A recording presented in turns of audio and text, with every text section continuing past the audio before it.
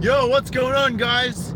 It's your boy Sydney here with you, and I heard a very interesting tale today.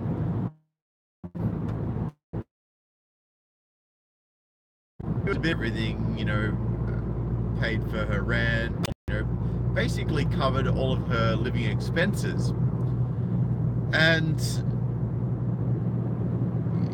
she was saying how, she wanted to, he wanted her to go and start to find some work and start to become self-sufficient, because at this stage he was working at a Nissan 180SX. She goes, oh, I really like your car, when are you going to teach me manual? And he goes, well, you need to get your license first. And of course she never did that. And then he said, you need to get out and start working. And she goes, well, why would I work when you can just pay for everything for me? I know, right? And he was just saying how it was completely messed up. Now, interestingly, what has happened after this is he basically broke up with her, and she went on to start dating this other guy. And this other guy, the poor sucker, ended up getting her pregnant twice, 2 kids. And then of course she left him and just went for the single mother parenting pension and the child support. She was always in it for the cash. And what's even more messed up, right? We've already said that we're referring to my friend as person as A and referring to her as B. Now B named her child. Guess what? She named it A. Can you believe that shit? And one of the mutual friends actually went to him and was like, hey man, hey A, how you doing? Did you know that B named their kid A? And he's like, I'm getting the fuck out of here. So he deleted her off Facebook, off all social media, deleted her number. Not that he spoke to her anyway, but even just a method of contact was too close for comfort by that point in time. And this is an interesting story. So often, I recently had a friend, and I spoke about him in a previous video, who had the ex-partner picked the daughter up from school and went to the police and said, oh, he's been abusing me and he's been abusing my daughter, financial abuse, sexual abuse, harassment, every time. Like, she'd done her research, right? She knew what she could get him for.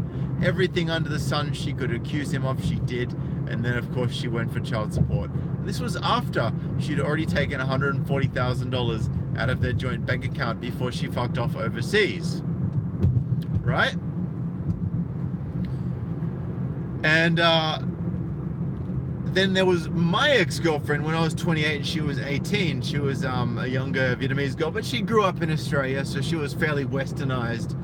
In fact, I would say completely westernized, bar the bilingual aspect and the family elements.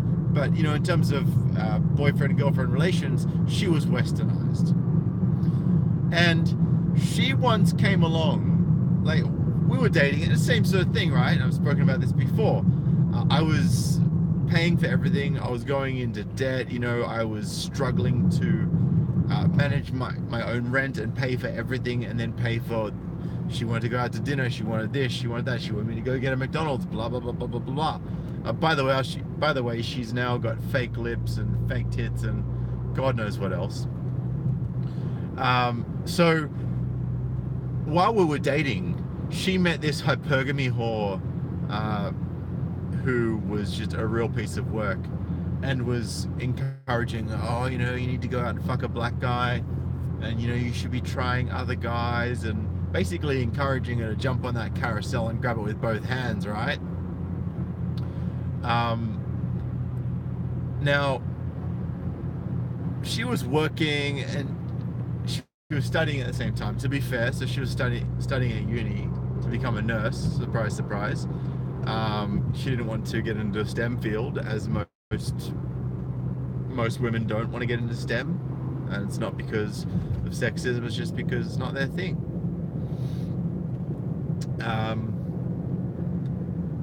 Now she said to me, when I said, you know, well, what if you, like, if you quit work, then you're not going to have any income. Like, how are you going to pay for stuff? She goes, oh, well, you can support me. And I was like, wait. That's not how it goes, right? That's not how I roll.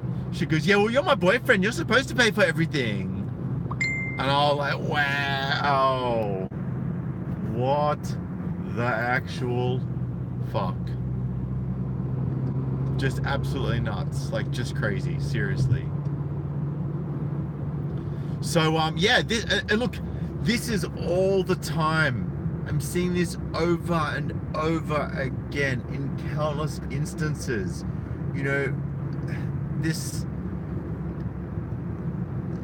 little princesses that have been raised, these little daddy's girls that have never had to pay for anything in their life, right? And if they have, they weren't particularly fond of having to pay for it. And as soon as they get a boyfriend, they're like, oh, he can pay for everything. You know, if you guys have ever seen Matthew Hussey, he's like a dating coach, really cool guy actually. And he had a room full of women, and he was saying, you know, who do you think should pay for a date? Who do you think should pay? And they're all like, the men should pay. And he's like, well, why should I pay? It's like, why do you guys, you know, you want equal pay, you want all of this stuff, and then all of a sudden when it's time for the bill, you're just like, oh, wait, you know, it's time for you to pull out the wallet.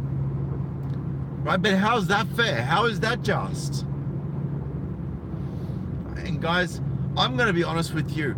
If you're still pulling out the wallet when it comes to dating time, and if you're still footing the bill 90% of the time, it's got to stop. You have to say no.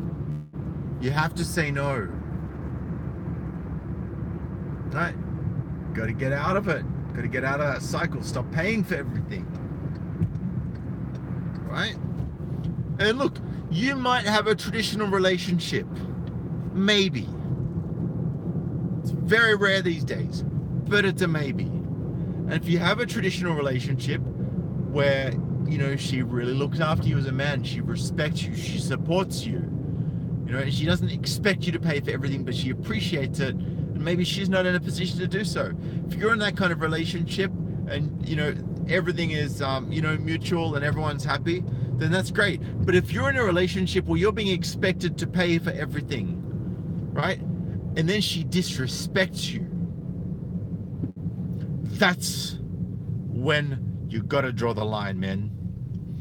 Get that big fat permanent marker and draw that damn line. Stop being a simp. Right? There's even a new ad in Australia about when men yell at women and she can't do anything and the friend says it's okay. Right? That's not how it works, okay? Right? The friends don't say it's okay. The friends don't think it's cool when you yell at women. Right? Nobody's rocking up and being like, oh, you know, I can't wait to disrespect and yell at women today. Nobody does that. Maybe if they're mentally ill, yeah, but that's a minority of the population. Right? But yeah, women get to yell at men all the time and no one says shit. Women get to get men to spend money on them all the time and no one says shit. Right? Gotta draw the line, guys. Just how it is.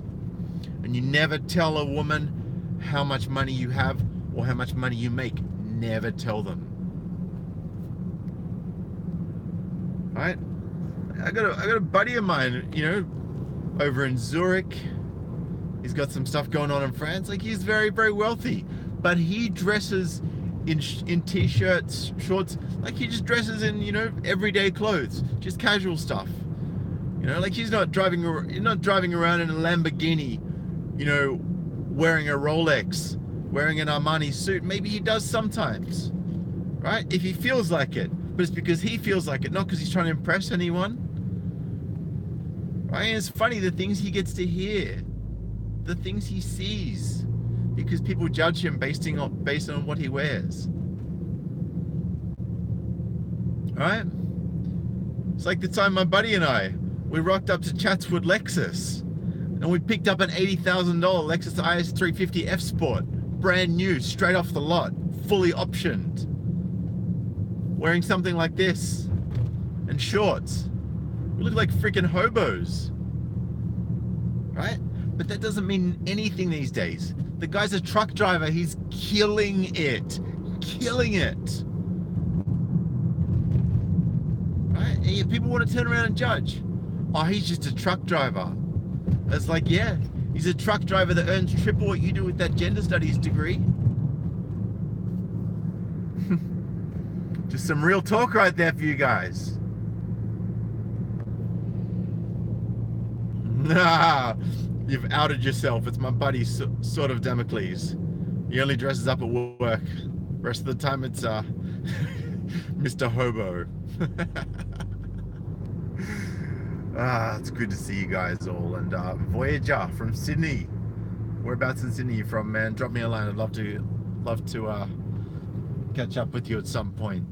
If any of you guys would love an hour of my time just to chat about anything that's troubling you, or you just want some advice, or you want to get some perspective on anything, I'd be happy to help you out. My email address is sydneymigtow@gmail.com.